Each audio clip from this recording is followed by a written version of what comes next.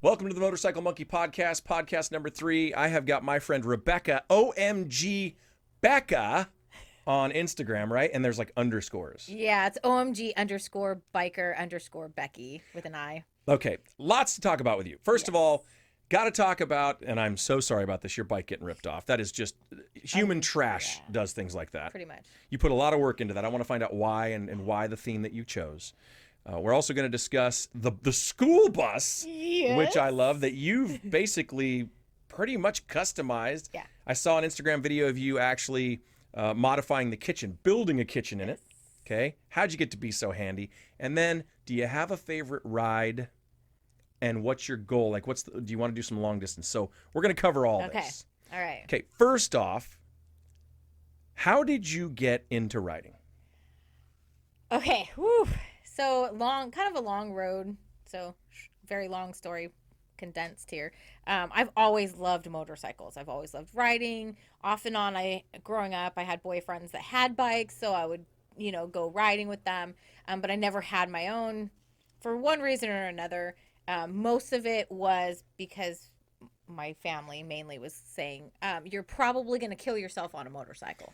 You get people who say that. I mean, there's a danger to it, but it's not exactly the best way to have somebody start riding either. No. I mean, you're going to do it. Your family had to know. I know you well enough to know you make a decision. Yeah, you're I'm doing going to go with it. Yeah. Yeah. Well, I kind of went along with, I lived in fear for a very long time, let's just say decades. And I allowed that fear to run a lot of things in my life. So just every facet of life. Yes. So when I almost died in 2016, are you willing to talk about that? I'm willing to talk about it. Right. I have a whole nother podcast about that. So yeah, I'm fine. We'll get to that. Yeah. Yeah. I almost died twice that year. And so I was like, I can't curse, can I? Can I curse? It's up to you. Screw it. I'm trying to watch my potty mouth. I'm not the monitor here. I am too, to be honest, because I just figure this way, if there are ever any couples watching or anybody who gets offended by it, I'll be honest, with the cancel culture that we have going on, that's not why I don't cuss. I don't cuss just because if there's anyone watching that just chooses not to because of it, but I am not going to tell you how to speak. Okay, well, I cuss like a because sailor. I might just say I shit once in a while myself. I make sailors blush. They're like, girl, you need to simmer down. I'm like, we don't simmer. It's always a full boil. Anyhow, so I almost died twice that year, and I said, fuck it. I'm buying a bike. Well, I knew about the first time, or maybe it was the second time. I don't know what order it happened. I assume we're talking about Balboa Park. Yes. So. Okay. But that's what made you want to ride. Yes. And one of my friends, super depressed, obviously. Okay, so to let people know what happened. So was that the brakes backing up? I'm like, hold on. Oh, that was a horn. Hold on. Yeah, brakes, back up, beep, beep, beep for the bus. Yeah, I'm all over the place. I have ADD real bad. That's all right. So do I. We're good.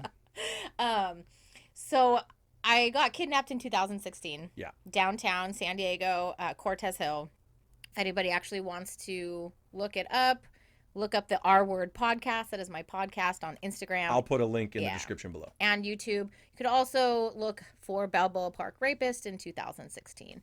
So ended up getting away. Horrific thing. I remember you telling me the story. Yeah. And you were just walking along. You were almost to your friend's house that you were watching for him, right? Yeah.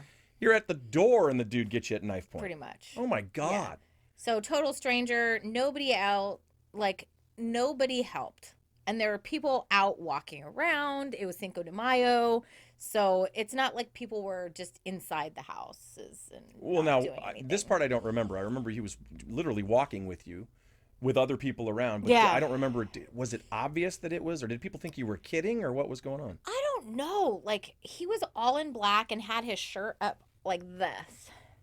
Okay. Now nobody would flinch at this. Right. But in 2016, I'm walking around with this dude at night, and he's got my arm, But you're being as calm as you can be because you don't want him to stab you. Because even if someone tries to help you, once he stabs you, right. So the only thing I can think, has this gone through your mind? The only thing I can think about this is maybe because it was Cinco de Mayo, they thought, oh, they're partying. They're being goofy. I don't know. Because I'm sure when he had you by the arm, it wasn't yanking you oh my God, stop yanking me. You know what I mean? No, and you know what? I don't know. The look on some people's faces was like, oh shit. and then they just turn the other way. Honestly, people do not like getting involved at all. I even mouthed help to a woman. She looked at both of us, got in her car, and drove away. Really? You said help? Yes. Wow. Well, I mouthed help at her because I'm pretty sure he would have not liked. He was.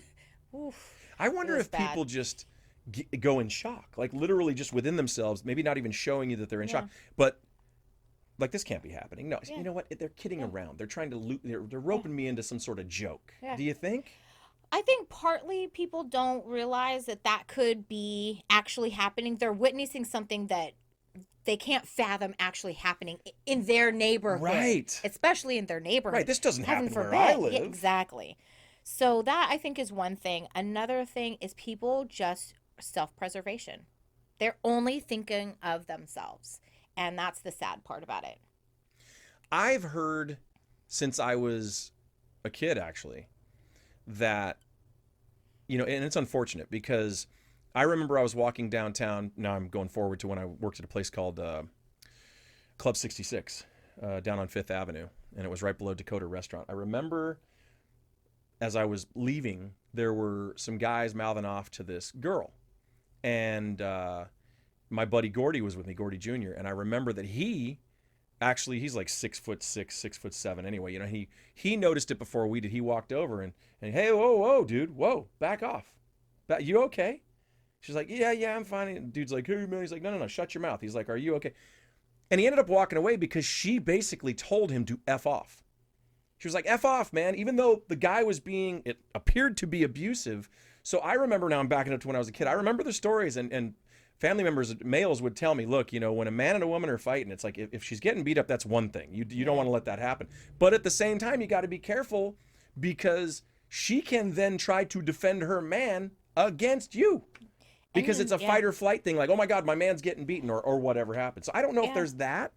And in certain situations like that, I work with a lot of survivors. And in certain situations, it's easier to tell you to fuck off because I'm going to get the shit beat out of me later. Later on, yeah. It's going to be worse for me, so you just leave me alone. And I can't tell you that. I never thought about that. I can't tell you that because he's going to beat the shit out of me even more. So I wonder if there's some of that. It's so complicated. And there's so many like little nuances that are like, if you don't know, you don't know. You don't recognize those things. I recognize a lot more now. Yeah, right, because you've been through it. But if I went before, it was like, But I look at that too and I wonder, are there people who see your story who look back, any of those people at all? Because you remember moments. You remember Mardi Gras. I remember faces. If any of those people, if I saw, and I actually have seen a few of them since then, I recognize them because there's things imprinted in my brain that night. I recognize them, but I don't think that they would recognize me. Well, I was going to say, and knowing you don't hold a grudge against them. But which is big of you, to be honest. I wonder if any of them saw the story later and then went, oh my God, she wasn't kidding. I'm a piece of garbage for not helping. Like, I wonder, like, it's sad they would feel that way, but it's also sad that you didn't get help. Yeah. Right? Do you feel that way? Yeah, I do. And watching the news is hilarious. And I say that very sarcastically. You mean the way that they portray it, or what do you mean? Yeah. The details were so incredibly off. I'm like, how was that so far off? Plus, Cortez Hill is a more expensive place in downtown. Mm-hmm. So heaven forbid, I was kidnapped and assaulted in Cortez Hill. Right. The majority of what happened to me was in Cortez Hill. Where you do not expect, you don't expect it ever, but it's certainly not Yeah, there. But since he took me to Balboa Park, they labeled it as the Balboa Park rapist. Right, and now people start to go, because you were telling me, what's we have to doing? Save Balboa Park. What was she doing by herself That's what I was in Balboa Park? Heaven forbid females be out at night. And then you're being judged as if it's not right for you to do that. Exactly. And that's something that has always pissed me off. Pisses me off.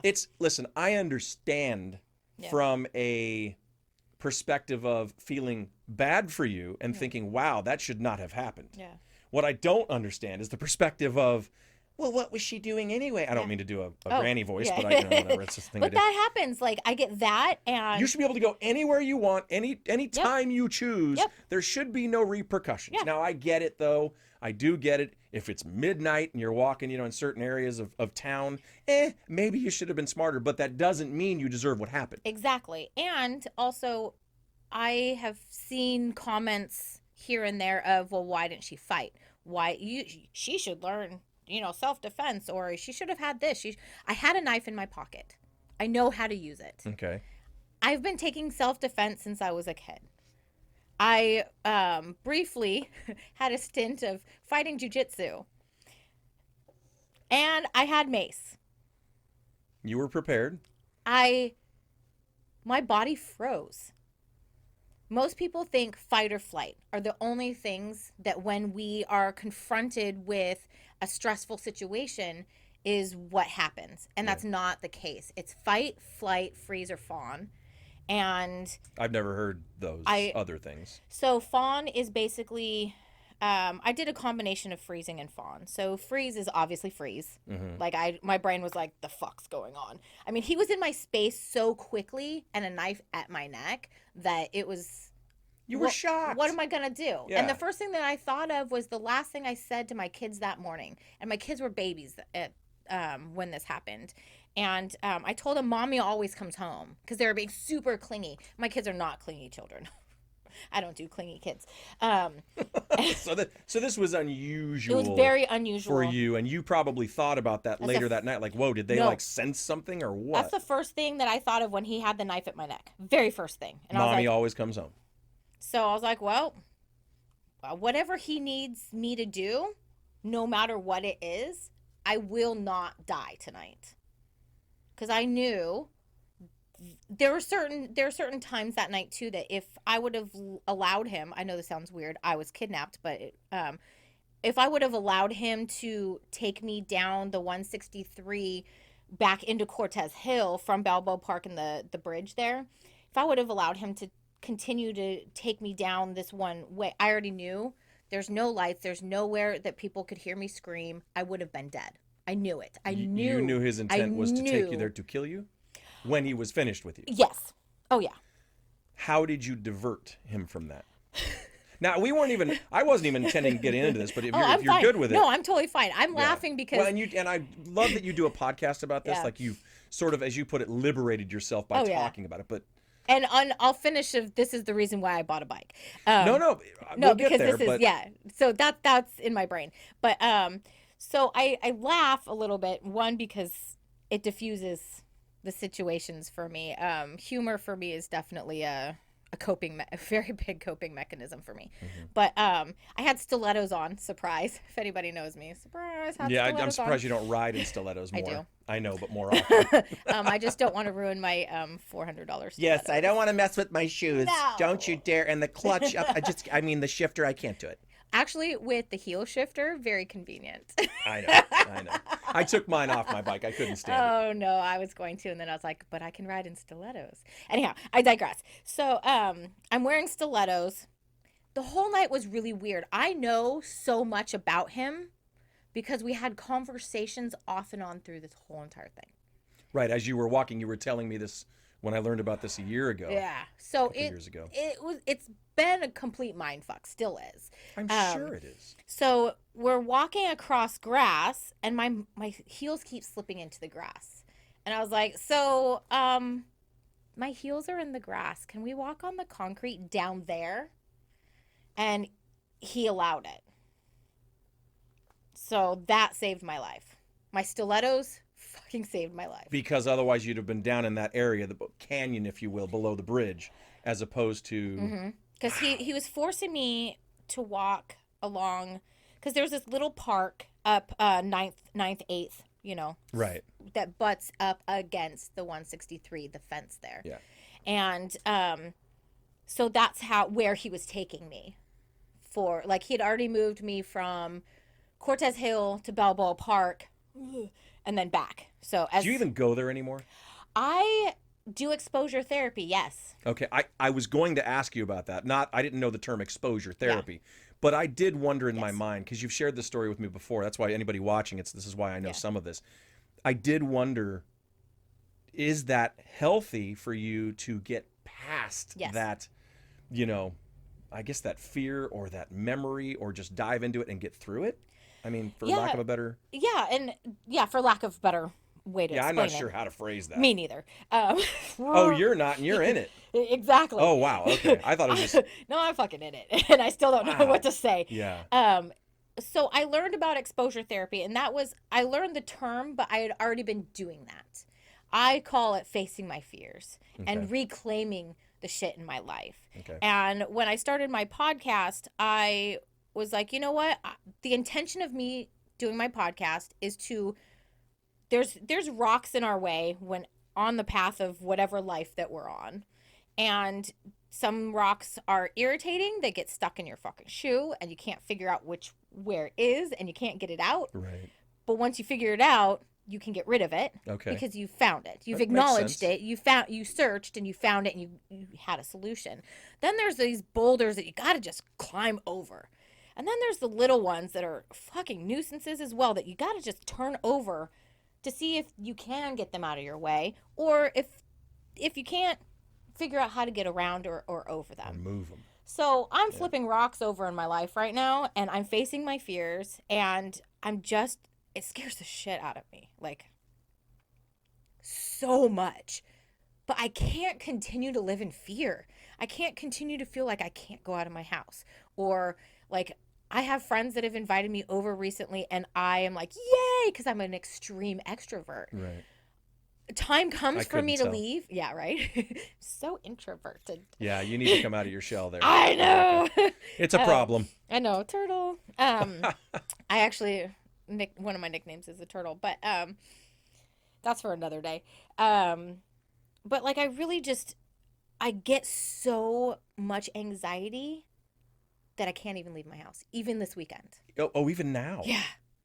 I am in it still. It's crazy how you truly do not know what another human being is going through, no matter how well you think you know them. Exactly. You and I are friends. Yeah. I think I've known you for at least a few years now. Yeah. I met you down at Lamb's Players Theater with my son in the play Shadowlands, right? Yeah. And actually, that was five years ago. He was so tiny. Was it Shadowlands or was it Big Fish?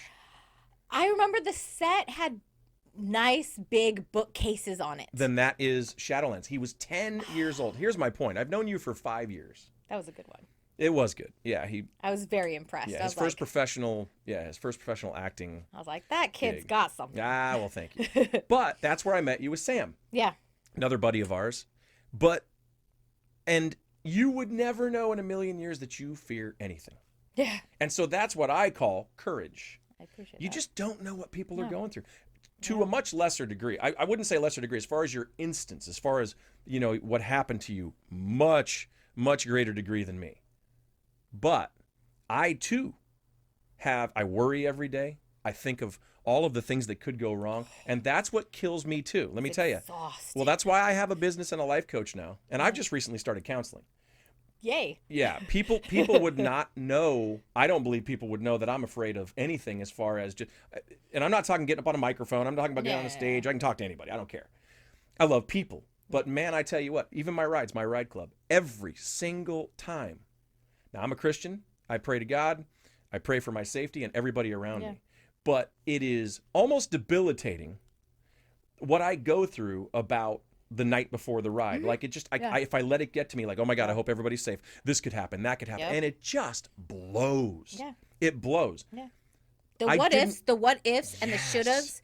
Like one of the therapists that I've worked with said, you need to stop shoulding all over yourself. Agreed. And I'm like, but she's like, no, put it in the fuck it bucket and go. So which are those, I love those. I do too. I love those analogies. But you now, I just want to let you know that I'm the same way you are, but I didn't go through what you went through. And are you saying you were like that even before this? Before the incident in Balboa Park? I cared way more about what people thought of me, which nobody would. I talked to friends from high school, and in college, and they're like, what are you talking about? My insecurities are so, I'm horrible. Like, my insecurities are absolutely horrible. But I kind of just, I don't know if I'm just too stupid to care sometimes, or just like, not too stupid, but that's like, I know you're making light of it, I think, but I think you know what I mean, though. I do know what you mean. I think you've grown. I still want to go and do what I want to do. And I want to say, fuck everybody who doesn't like me. But you just don't feel that way. But in the back of my mind, I'm still like, oh, but do they like me? Right. I'm I don't want to offend. Pleaser, yep. And like, I'm better about it now. I'll say yes. I'm a yes. Oh. You know what? I just had this conversation. I'm a yes man. Yes. And the thing is, it's well, I think you might be a little worse than me, but I'm going to tell, because I have learned a lot in the last 10 years of my life. Let me tell you, there are times that I'm like, I don't give a damn what you think. And to be honest with you, I'm happier then. Because so it allows happier. me to be me around people anyway. Yeah. For you, again, I'm going to call it courage. For you to be able to do, because I'm telling you straight, anybody who's ever met this woman, yeah, you're right. Your friends in high school, even now, you would never know it. No. Like, I think you're a riot. People are always like, you inspire me because you dance to the beat of a completely different drummer and you didn't care. And I think that part of that is a naivete. About you? About the world. Do you mean people thinking that about you, or you with me? Oh, you. My view of the world. Oh. I am, when it comes to the cup half full or half empty, my cup is spilling over. My cup is so incredibly full that I don't understand that there's a lack, even when there was a lack in my life. So you have a positive outlook on life. You know you're very blessed as far as the things you have in your life. Albeit the things that have happened to you, and again, one of those is wow. I mean, I don't know anybody else personally who's been through that. There's so much good that has come from it, though, which sounds really, really messed up to say sometimes. But I admire that you even have that point of view. There are people who would crawl up in a corner and die. It's either like my mindset since I was a kid has always been sunshines and rainbows and unicorns and, kitty farts. But, like... I've heard the rest except not the kitty farts. Although my cat farts and it's not cute. How did we get there? I have no idea. But anyway. Like, that's always been, since I was a kid, that's just me. Yeah. Like, I am, okay, there's a pile of shit. Where's the pony? I'm digging for that pony. I get it. And so... for me, that's my knee-jerk reaction. Even through my insecurities, even through my anxieties and my neuroses, like that's still, people are so good. Even this man that did that to me, there's a reason. He's not good, but there's a reason. Okay, I was going to say, hold on. I felt compassion and sadness towards him because what in his life has brought him to the point that he's at here with me. Wait, you were feeling sadness and compassion for him while it was happening? And a lot of other things. That's part of I'm sure rage, hatred, wanting to kill the guy. Yeah, that's also part of the mind fuck for me. I'm an empath. And so I feel other people's energies and I feel their emotions. Sometimes, like if I don't shield myself enough, when I touch people, I can see flashes of your memories, which is really weird for me. So in other words, when you walk up and talk to people, sometimes you'll get some sort of... Yes. What would they call that? Psychic? What is that? Well, I think it's empathic. I'm more sensitive to people's energies. And so we all have that ability to tap into. It's a gut feel. Most people call it my gut. So, like...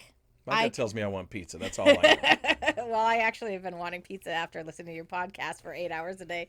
We'll talk about that. I do talk about food a bit on that podcast. Oh my God, I'm like... That one is called Sex Talk with Clint and the Doc, my friend Dr. Jen Gonzalez. Now I got to hit it real quick. Yeah, I'll have a link below. But we do that every week as well. It's another podcast. And she's a sociologist, by the way. She's amazing. She is amazing. She is a great friend, and she is so smart. And it's basically a big counseling session for me to ask questions. And I've had a lot of benefit from it. Oh, so good. Far. Oh, well, that was the point. That was why we did that. I've been taking notes. That I have an email to write to her, but she would love that, by the way. So yeah, so I'll chat with her. But like so I'm empathic, and it's, if you aren't sensitive, like highly sensitive like I am, it's hard to describe. No, I get it. But I mean, I don't have it, but I'm saying I understand what you mean. But we all have that gut feeling, and that's part of the sensitivity to other people around us as well. Yours and is so just more mine's very like sensitive. Very sensitive. Yeah. And I've also cultivated it. How to use it. Exactly. And you can channel it? Yes. This is a whole other podcast. It is. It's super cool. It's like having a superpower. Okay, you know I'm going to have you back on, right? Oh, yeah. You got to come back on. Oh, yeah. So you make it through this night with this, I'm going to say, horrible human. Yes. And thus begins the change in you. Yes. Now, you mentioned another near-death experience that same year? Yeah, so I have, I'm not sure what medical condition it is, but basically I almost bled to death. It's polyps inside my uterus. So, okay. Yeah, so that was fun. And it almost killed you? Yeah. Oh my God. Yeah. All right, so these two experiences, well, I got to ask you a question. I have to. I'm the curious guy, and I'm going to ask you since you're willing to share it. Yeah. I'm assuming I know which one was worse. Which one was worse? Balboa Park or the uterus? Uterus. Whoa! I was expecting the opposite. You're being serious. Yeah, and you were that serious. fast to say it. Yeah. How's that worse? I don't get it. It's hard to explain. Because I would also take, this is also from left field, I would also take what happened to me in Balboa Park over my nephew dying in the middle of the night with no cause. And also my best friend committing suicide and all the other losses in my life. I would take what I went through. I would do that 10 times over to have all of that back. So in other words, you're okay. I see what you're saying. Because I can deal with things being done to me physically because I can get through it. Like I already know like I can get through it. So in other words, you knew you could get through, or you hoped. Yeah. And now you look back knowing you could get through that night in Balboa Park, whereas the uterus, you had zero control. Yeah, and zero. It's in your body. You can't do a thing. Exactly. You're completely dependent on the doctors, the emergency crew. Which is scary. I agree with you. I never would have looked at it like that. Yeah. But yeah, you felt like you had a little bit of control, especially in steering him away from the path with your heels in the grass, down the sidewalk to keep you in a place where people could potentially I really don't have much control over what my body does. Okay. And it's that makes sense to me. So it after that it just really it sucked for me, and I was really depressed and like really suicidal. And I still go through that, and that's another reason why I started the podcast, is because nobody's talking about while we're going through the shit. Nobody wants to say, so today I was really suicidal. But and you talk about that on the podcast? And I do talk about it. And it's the R word. It's the R word podcast. Because other people are going through trauma is trauma. Yeah. Whether you went through something similar to me or whether it was an extremely bad car accident that left you incapacitated. Like, trauma is trauma, and inside our brain and inside our bodies deal with trauma pretty much the same. It doesn't differentiate between me getting in a motorcycle accident or getting raped. It doesn't. Right. And so it deals with the trauma and manifests very similar in other people's bodies. So the way you mentally deal with it is different. Exactly. But your body deals with it the same way because it doesn't really recognize the difference, is what you're saying. Yeah. And I wanted to talk about it. And I wanted to be like, look, I don't want to be 10 years out and write a book, which I'm writing 3 right now. But shocker, she's into 3 things same time. I got lots of pies and all my fingers are in them. Yeah. But I didn't want to like be 10 years down the road and be like, so this is what I did. Look at voila. Like, I didn't want that. I want to be able to say, I'm in it with you. Here's my hand. Let's do this together. I admire that. Because that's what we need. We don't need more people saying, look at what I did. It's let's figure this shit out together. That's awesome. I admire you for that. I really do. And the fact that you're sharing that, again, that's going to be in the link below, the R Word podcast, and as well as Dr. Jen's Sex Talk, Clinton the Doc. I think I said that earlier, but I love that. So moving forward to these two life-altering experiences. Yeah. You decided, I don't know how long after that, but you decided, I'm not going to be afraid. Or if I am, I'm going to get past it anyway. Yeah, I was like, you know what? I'm facing my fears. I cannot live the rest of my life in fear and dying. And funny that you mentioned Sam. He's actually the reason why I got a motorcycle. Because one weekend he said, hey, come out, go out riding with. I was like, I don't have a bike and I don't ride backpack. Oh, you didn't want to ride on the back? Look at you. You're like, hell no. No. Why ride backpack when you can have a bike? But I didn't have a bike, so I had to settle for backpack. And what he didn't know until literally like the last few weeks, like a few weeks ago, was I was suicidal that weekend. Really suicidal. Like to the point where I was ghosting him. And he's like, get your ass over here or I will come and find you. And he didn't know that. So he didn't know you were suicidal. Have you told him since? Yeah, he found out in the last few weeks. So that, in the last few weeks? Yeah, this was years ago. This was 5 years ago. Oh my God. Yeah. So he had no clue that. No clue. He helped you by pursuing that ride with you. Yes. So then you went on this ride. I went on the ride. I remember putting on this dopey ass helmet and goggles, and I was like, "There's gonna be insects in my teeth." But I had a shit-eating grin on my face the whole entire time. Like I could not stop smiling, and I felt free. Like I can't even describe it. It felt like somebody had lifted like literally like 100-pound weight like off of my shoulders, and I was like, oh, ooh, that's nice. You know, I felt light, I felt free. I didn't think about anything that had happened to me all day long whatsoever.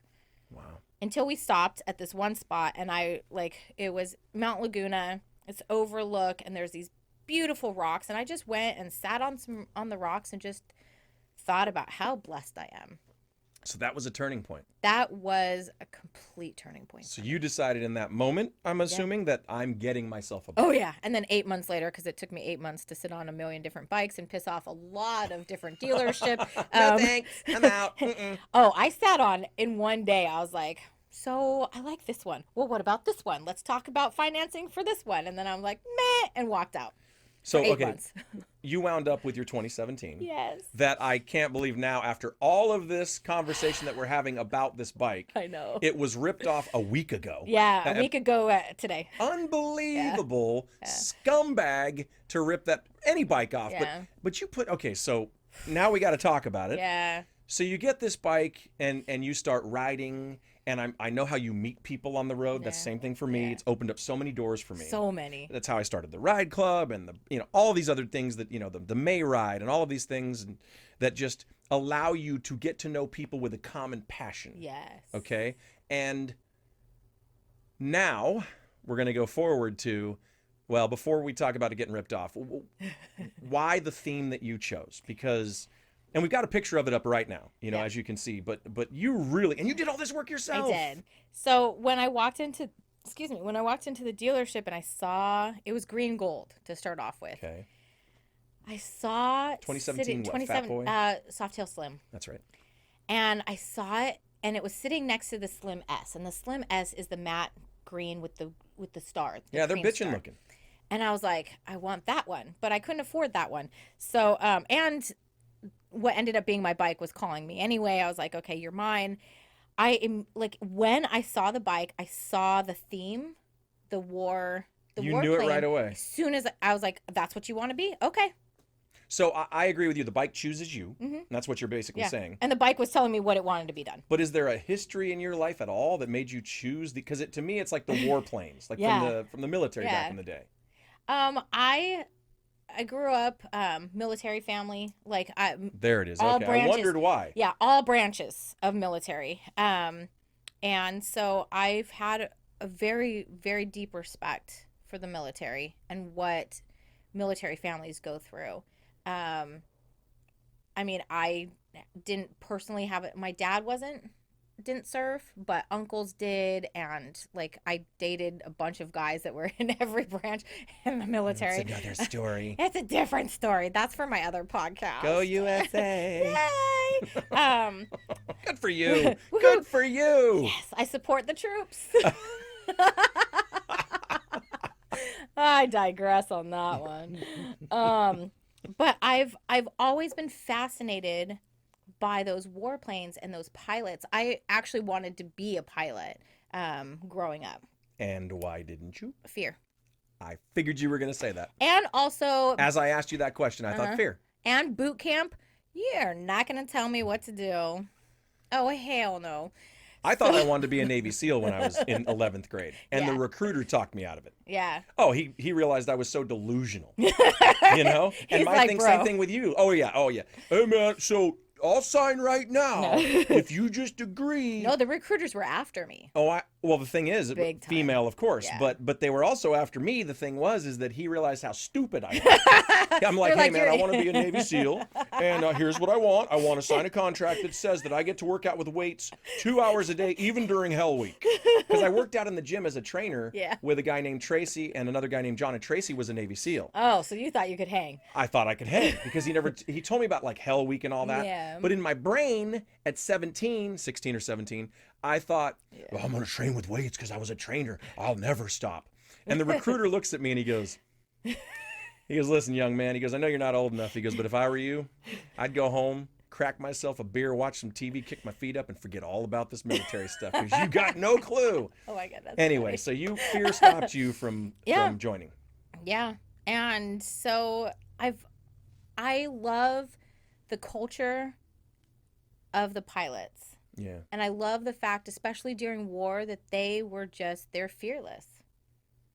I mean, I'm pretty sure they're shitting their pants. Have you flown with like any military personnel? I have. Have you? Because now I'm going to one-up you. What's your best flight story? Come on. I can't tell you right now. I don't mean Mile High Club. I mean, in a plane, what kind of plane? See, I know where your brain's going. It's a plane that had a cockpit and two little wings that went vroom really fast. Okay. You ready? And I about passed out. You ready? Yeah. I flew with the Blue Angels. Plane number 7, no joke. Jealous. You should be. It I'm was so jealous. Incredible. And by the way, I'm afraid to fly. I'm as afraid to fly as you can be and still fly. But the reason that I force myself to is to get It's the past Blue that fear. Angels. Well, even on a commercial airliner, Like- is because I'm not going to keep my family from taking these vacations that we can't drive to. Yeah. Like, say, Hawaii. Oh, I'm not yeah. going to do that. No. And I don't want my kids to have that fear. So I Boat hide takes it too from long. them. Right, and too much money. But the thing for me, Not as safe. the thing for me is I got to fly with a lieutenant in plane number 7, and it was media. You did radio, print, and video. And what had happened, I was scheduled for the year of 9/11, Oh. and then that occurred. Yeah. So obviously all bets were off, none of that. And yeah, it was horrible. The next year, they actually said, okay, the same 3 people that we're going to do it the year before, you don't even have to apply now if you guys still want to. that's cool. Yeah. So I got the opportunity, thank God, because I was freaked out. Like the night before, I'm like, and it was all through a thing for 91X, the morning show that I was on. Chris Cantori and I, we did this thing called Truth or Dare Thursday, where the listeners would dare me to do things. Well, a friend of mine knew that I was afraid to fly. And he thought, what if Clint could get on the Blue Angels? Because we had talked earlier in a show about how our friend Jen, who's the producer at the time, knows a guy who's involved in selecting the media. He doesn't decide, but he can have a big impact. Kind of scoot him. Yeah, away. and he didn't really even have that much pull. It's just he can introduce you to the process, and then they decide. Which is way better than me trying to be like, so I'd like to be on the Blue Angels right now. Night before, and the reason I said yes was, how would anyone forgive me knowing I have an opportunity that less than 1% of 1% of the population can even do? Yeah. Including people in the military, which, by the way, that part I felt bad about. That morning on the tarmac, when I saw these guys waiting to fly out, just, commercial flights to go to another base, I thought, how do I have this opportunity just because I'm a monkey on a microphone, as opposed to this guy who's a hero to this country? I really felt guilty. Oh, yeah. But there was training. There was ejection seat training. There's water training, flight training, parachute training. I'm like, holy crap. Yeah. I did this through all the fear because there's no way I'm turning it down to say, oh, didn't want to do it because I was too afraid. I'll do it again sometime. Never. Nope, never. You don't have those opportunities. I got to find that video. Carpe diem. Yes. That's how I live my life, and that's how I face my fears. Is most of the stuff is in the moment, and I'm like, hold my beer. Well, and you know, I mean, with really, some, that's how, right, within reason, obviously. Right, like not, hey, jump off the bridge with no freaking bungee jump. No, not like that. It depends on how high the bridge is. Oh, come on now. And how deep the water is. I'm screaming all the way down, mind you. Wait, you've done this? Yeah. Oh, you are a nutbag. I love you. Okay, so I mean that with love. Yeah, totally. So, you get this bike. Yeah. You do this Warplane theme. I mean, even it your takes me saddlebags. years, by the way. Oh, of course, your saddlebags were freaking ammo cans, and Yeah. I love this bike. Yeah. So now, Straight a week racing ago, pipes. you're in Imperial Beach. Yeah. Where were you at? So I was out in Imperial Beach, just kind of, hanging out with friends and stuff. And we'd been drinking a little too much. And so we're like, hey, we should just, and they were from up north. So I was like, you guys aren't riding home. Right. So got a hotel, kept hanging out, drinking, shooting the shit. Well, why wouldn't you? You have a hotel room. I mean, there. you have a hotel room. Yeah. And I remember, here's where my gut is like, just makes me sick. I remember walking away from my bike and being like, good night, this is the last time I'm going to see you. But you didn't believe it enough to move I didn't the bike. believe it, or anything. no, Plus, you were drinking, so you didn't want to get on the bike. Yeah, and I was so like... of the two choices, you made the right choice. Yeah. So I was like, yeah, that's... Because there's a lot of crazy things that go through my brain. Well, doesn't this go back to your whole sensitivity thing? And what do you call it again? You said it. Empath. Empath, yeah. Yeah. So I was like... That's a new word I just learned. Empathy, I know. I didn't know empath. Yeah, so when I went out and saw that my bike was not there, my brain was like, I told you. So... And then I cried. And I was like, oh. By the way, the reason that I'm looking over here is I make sure the WAV file is still going up because the audio comes from the computer, the video comes from the It's very complicated in here. Well, it took a bit of a setup. Thanks to my buddy Ryan from Full Throttle Hog, of course, my buddy Rich, who's a friend of mine who did my website. These Rich are very gets, fancy. and then, I need one. Well, and some other folks, my buddy Mark, and there's been so many people who've helped me. But that's what I'm looking at when I look over here. I try not to, but I have to see that it's still running. That's okay. I keep looking at my phone to see. I've done that a couple times. I'm like, hey, here we are. Hey! And then there might be people who wonder why there's not like a straight shot of us. Yeah. Because my buddy Ryan was right. Editing two cameras is hard enough when you are trying to do a podcast that's 30 to 45 minutes long. Holy crap. In fact, how long are we? We're 43. We still have a little bit of time to go because I want to know, first of all. Okay. I'm fine with running. So your bike is stolen. Are there any leads? The police looked for it right away, which I was very surprised. And the officer that took my my statement and everything was like, hey, is this your bike? And showed me his phone. And he's like, yeah, several of my friends have already sent this to me. Which is nice to know that people care about you like that. Chef Bob right over here outside the Motorcycle Monkey Shop. Did you see him last week get up on the stand and start telling the whole crowd, we need to find this bike? I didn't. Oh my God. Oh, you don't know this? I got here later. Chef Bob, we're in the middle of an event for Sandra Tavares. She lost her son Michael, a hero of this country in the Army in Belgium last year. He was on his way in March to the job and he got killed on his bike, which is that's heart-wrenching. Yeah. She wanted to do a ride in, for him. Yeah. And it went really well, which was nice. I think 70 bikes or something. Yeah, I've got some video. It was great. Super cool. But Chef Bob gets up. We made a couple of announcements on the PA and all that, just making sure the riders were ready. And he gets up. Must have been just before you got here. And he goes, and Bob's voice. Yeah. He's got the deepest voice of anyone I think I've ever met. I would call him almost Barry White. Definitely close. Yeah, right. Very close. But he gets up and he goes, no microphone. Everyone here, pay attention. Let me tell you right now, Rebecca's bike, a sweet girl that comes here, got ripped off last week. I'm pissed. And he was cussing. Oh. And I'm sorry about the cussing with the kids, but And he starts cussing again. Bobby gets passionate. Yes. And he loves you. He's such a sweetheart. He really is. The dude's got a heart of gold. He's the chef here on property that, makes the breakfast and stuff on Saturdays here at the Monkey Shop. Just a good dude. But he is really, he's angry about it. I'm thinking, dude, the cops better find this guy before he does, because he's going to bury him somewhere. Oh, yeah. I'm pissed and you should be too. Let me tell you something. Let's look for this bike. I am very surprised with how many people shared it. Because we're both in the motorcycle community. It's no surprise. Most of the time, it's like the sport bikes that get ripped off. I'm like, well, that sucks. Shouldn't have got a sport bike. Just joking. Joking, I swear. Only partly. No, just... You know she's kidding. There's a disclaimer. Yay, disclaimer. I joke about almost everything. You like all bikes. I love all. I actually rode an R1 this weekend, and it was weird, but cool. The position of the R1, you're laying on the bike. You and I with ADD, holy crap. Right? God help the school bus. No, God help the school bus. So yeah, like I'm just really overwhelmed with how many people shared it. Like I thought that it would get maybe like 100 or 200 shares. One of the posts has gotten shared over 1,000 times. Oh God. I think 100, 200 shares is amazing anyway. Yeah, I have people that have reached out from all across the country and have said, it sucks. We're looking for it out. It's horrible. Here, just in case. It's horrible when it happens to anyone. That is your property. Yeah. And when I say you, I mean people. Yeah. When you work hard for something, you earned it. For someone to take it, it makes me want to strangle. Yeah. That bike was all me. Like, I didn't have a co-signer for it for the first time in my life. Mm-hmm. I did the work myself. It took me 12 hours to hand paint that tank. It's even more of that of it. You know? That's more of it for me. Yeah. The work you personally put into this bike. Yeah. And it's oh man, I tell you what, I mean seriously, when I'm at an event and I see your bike, I know it's you. Yeah. Like there are bikes that are bitching and you see them and you're like, wow, that's awesome. You know, but there are other bikes that can be similar. Yeah. Yours, I've never seen a bike like it. I've seen the Army Green. Yeah, I've seen a similar Shark Tank. There was a guy at San Diego Harley this weekend that had a similar bike, and people kept coming up to him and being like, is this the stolen bike? Yeah, he was about to get hurt. I know. And then when I went up to him, when I got there, I made a beeline for him. So could you imagine me walking quickly towards you? Yeah, where's this bike? Where's the bike? Where's your bike?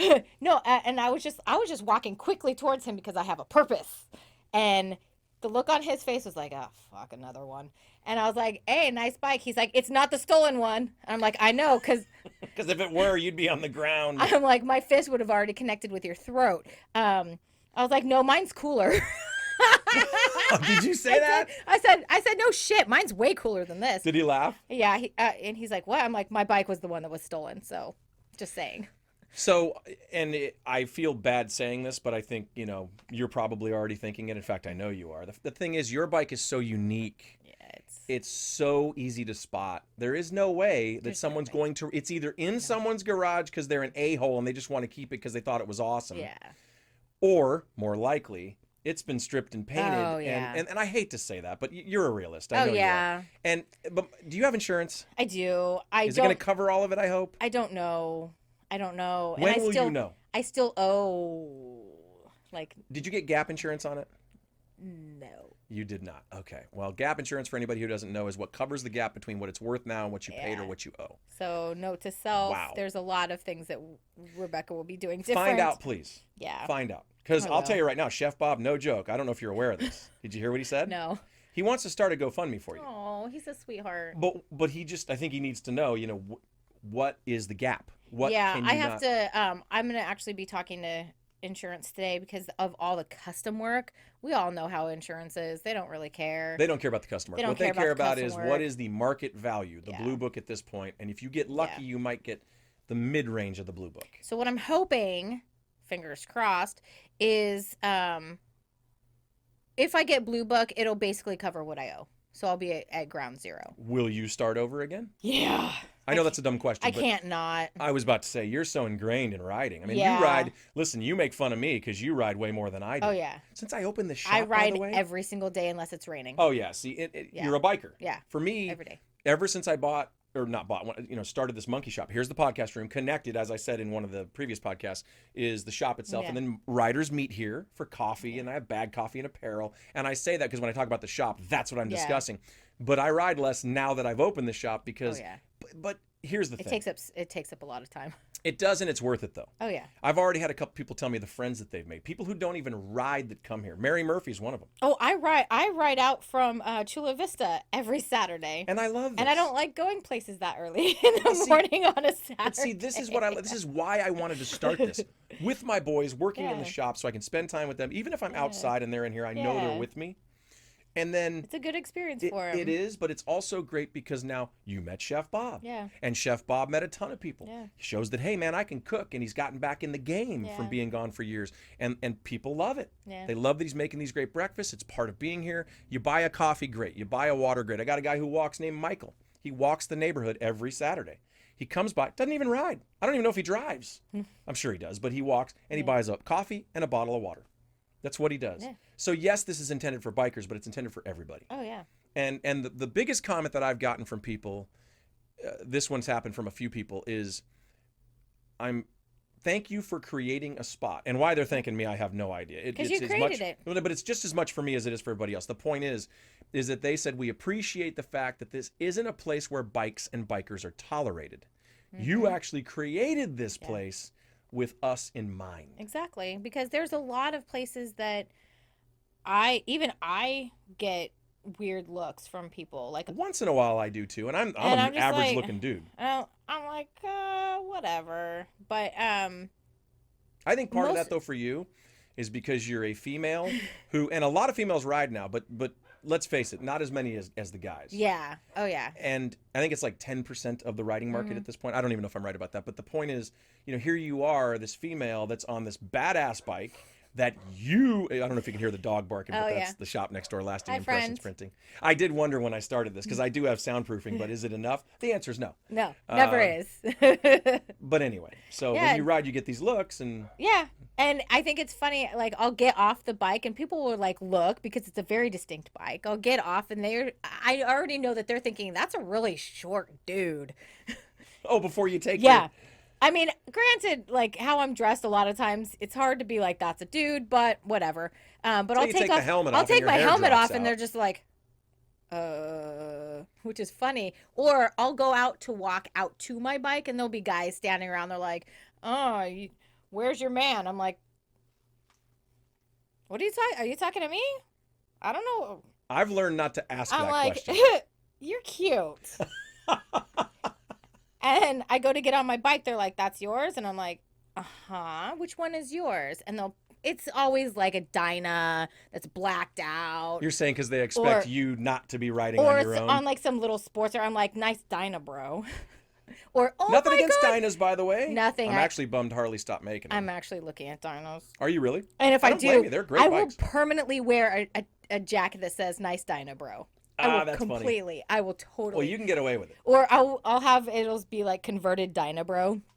Something like that. But so you're gonna look for another bike. I am. That's good. That's good to hear. I have to. But you got to follow up with us. Yeah. And when it'll be by Saturday. You'll know how much the gap is that you owe and what you. Just curious. We just because like I said, he wants to help you, and I'm sure others do too. Yeah. Now, before we wrap this up here, because we got to get into your school bus the next time. School bus. Oh my God, customized school bus. We're putting a picture up of it now real quick, but we got to get more into this. Yeah. The fact that you're customizing it. That's the next thing we're going to talk about on the podcast, okay? Yeah, it sounds good. And you're coming back. I am coming back. And I'm actually working on the build of the school bus right now, because one of my friends that does tiny home tours is moving to Oregon at the end of the month. So you're getting at the end of April. And he was like, I still want to video your bus. And so it's basically a kick in the pants for me to just do. Will you have it done? I'll have Did you finish the kitchen? Because I saw your Instagram post. Not yet. Okay. I'm working on that today. I'm trying to find a butcher block to be the countertop. Okay. And then I'm gluing pennies onto the backsplash instead of having that as the counter. All right. So we've got to follow up with that. Yes. Got to see the finished product. And I wouldn't even mind sharing some of that video on the next podcast of, and I'll bring it by. Please bring it by, because I want a video. I want to take a tour of it. That's what we're going to do. When it's done, it's done in the next few weeks. I'll make that a separate video. Yes. We'll meet here. Yeah. And I'll get you take me through a tour on that It'll be so much fun. I can't wait. Okay. So, man, someone's throwing some stuff around out there. They better not be unpacking my truck. I'm going to have to soundproof that. What's behind you is the camera there is a curtain. And it's a soundproof curtain, but I need to actually There's a wizard behind the curtain. Yeah, right. A wizard. And then I want to talk about on the next podcast, a goal of yours. Yeah. A goal on a motorcycle. When you get your motorcycle, I want to talk about where you've ridden the longest distance, your goal, if you have a bucket list, because I got a bucket list. We'll talk about that. Okay. And your bus. Are you sure you don't want to go for 2 hours?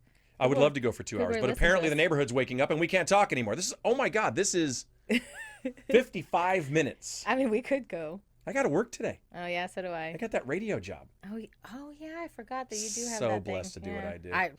COVID kicked my ass. It wiped out both of my companies. Yeah. That's up for another podcast. I think a lot of people are going through that. Yeah. I've been very blessed. Yeah. So it's good to have you on. Yeah. The R Word podcast. Yeah. We got a lot to talk about. Yeah. I might have you on mine just so that I can be like, hey, Clint, we're going to talk for 2 hours and people are going to listen to us. Okay. Well, thank you for joining us today. If you have ever served this country, past, present, men, women, every branch, we love you. Yes. We appreciate you. Thank you. And God bless you and your families for your tremendous sacrifice. Ride safely, and we'll see you on the next one. That's good. And cut. That's good. Scene. Yeah, see, I'm not going to edit anything. I don't edit. I don't edit either. Because I don't want to do that. I don't.